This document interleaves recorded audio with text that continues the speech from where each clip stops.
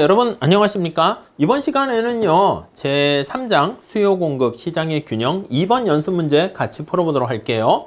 자, 문제는 이렇게 돼 있습니다. 보시면 다음과 같은 변화 중에서 어떤 것이 사과에 대한 관심사가 사과야? 근데 수요를 변화시키고 어떤 것이 수요량을 변화시키는지 구분하라. 여러분 이게 양자가 들어갔느냐 들어가지 않았느냐가 우리 다르게 표현하는 거죠. 이 수요의 변화라는 것은요, 수요 곡선 전체를 나타내서 이거는 수요 곡선 자체가 이동을 하는 거예요. 자체가 이동을 하게 되고요. 양자가 들어가면 어떻게 됩니까? 수요량에 이거는 어떤 주어진 가격에 대해서 당신은 소비량, 수요량 얼마나 하겠습니까? 이렇게 돼서 얘는 곡선이 이동하는 게 아니라 곡선 상에서 이동을 하는 겁니다. 오케이, 곡선 상에서 왔다리 갔다리 이동을 해요. 자, 그러면 우리 이렇게 정리하고 있습니다. 자, 사과가 관심 대상이야. 그래서 사과에 대한 수요 함수를 씁니다. 수요에 영향을 미치는 요인들이 많이 있는데 그 재화의 가격인 사과의 가격이 변할 수 있고요. 아니면 다른 관련재의 가격인 배 가격이 변할 수 있고요. M을 소득이라 할게요. 소득이 변화할 수도 있어요. 그 외에 또 많은 게 있겠죠. 만약에 칠판에 그림을 그린다라고 했을 때 우리의 관심사가 여기 나와 있는 요 두 주인공 찾으셔야 됩니다. 사과의 가격과 사과의 수요량 되는 거죠. 얘가 이제 영향을 미치게 되면 여기 수직축에 사과의 가격을 놓고요. 여기는 사과의 수량을 놓습니다. 얘네 둘과의 관계를 나타내서 우하향하는 이 곡선을 나타내면 이게 바로 수요 곡선이야. 이해 가시죠? 자, 그래서 주어진 가격 하에서 나 이만큼까지 사려고 하는데 사과의 가격이 하락하게 되면 이만큼 사겠다라는 걸 뜻해요. 그래서 A에서 B로 변합니다.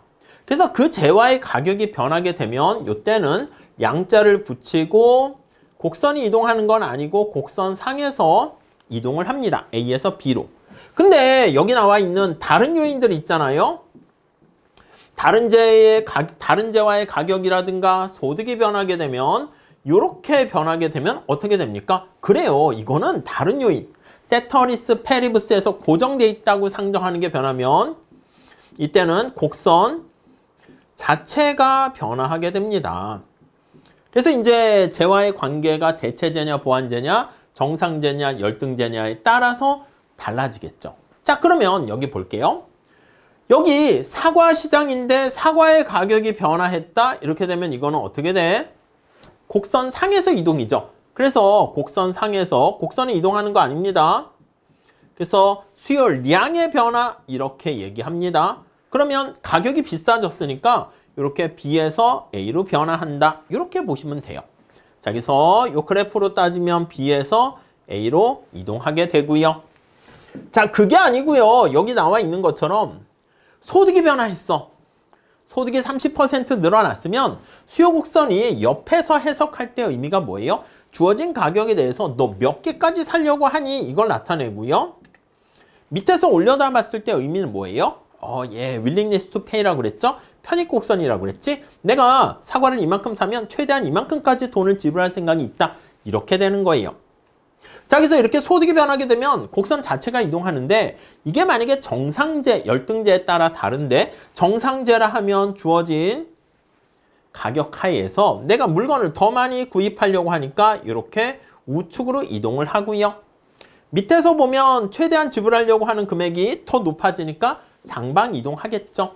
자, 그래서 소득이 증가하게 되면 이때는 이거는 이제 조금 나눠야 되는데 정상재일 때는 수요 곡선이 우측 밑에서 보면은 상방 이동이라 할 수 있겠죠. 오케이? 자, 이건 곡선 자체가 이동을 하는 거예요. 근데 이게 만약에 또 정상재가 아니라 열등재다라고 하면은 소득이 증가할 때 오히려 소비를 안 해요. 그래서 수요 곡선은 좌측으로 이동하거나 아니면 하방으로 이동한다. 이렇게 정리를 하시면 되겠습니다. 이해 가시죠? 자, 그 다음 배의 가격, 이게 관련재잖아. 그래서 아예 관련이 없다라고 하면 영향을 안 미쳐요. 근데 관련이 어떤 관련이 있느냐에 따라 달라지죠. 이것도 어떻게 돼? 곡선 자체가 이동하지. 근데 관련이 여긴 주어지지 않았습니다. 그냥 단순히 수요의 변화냐 수요량의 변화냐 그것만 물어봤는데 우리는 공부를 위해서 대체제 관계다. 이렇게 하면 여러분 대체제 관계라는 게 무엇을 뜻합니까? 서로 경쟁 관계라고 보시면 돼. 그럼 배 가격이 하락했어. 배 가격이 하락했어요. 그럼 배에 대한 소비량은 증가하지 않습니까? 자, 그러면 사과랑 배는 경쟁 관계니까 사과에 대한 소비량이 감소해요. 따라오셨죠? 그럼 배의 가격이 하락하면 사과 소비량이 줄어드니까 이땐 좌측 이동이고 만약에 두 재화가 시너지 효과를 갖고 있는 보완제 관계라고 할게요. 자, 보완제 관계라고 하면 여기 나와 있는 것처럼 배의 가격이 하락하게 되면 여기까지는 배의 수요 법칙이 작동하는 거죠. 배에 대한 소비량은 증가합니다. 근데 배와 사과가 보완제 관계니까 시너지 효과, 가치가 그러니까 사과에 대한 소비량도 증가한다 이렇게 보시면 돼. 그럼 이거 어떻게 돼? 배 가격이 하락하면 사과의 소비량이 증가하니까 우측 이동 이렇게 되겠죠. 여기서는 우측으로 이동하게 되겠고요. 곡선상이 아니야. 곡선 자체가 이동합니다. 얘는 감소하니까 주어진 가격 하에서 좌측으로 이동한다 이렇게 보시면 되겠습니다. 오케이? 자, 그래서 여기서의 취지는 양자가 붙느냐 붙지 않느냐 그 정도인데 우리는 조금 정상제, 열등제 더 나가서 대체제, 보완제 거기까지 봤습니다. 이 정도만 정리하시면 충분할 것 같습니다. 다음 시간에 3번 같이 풀어보도록 할게요. 감사합니다.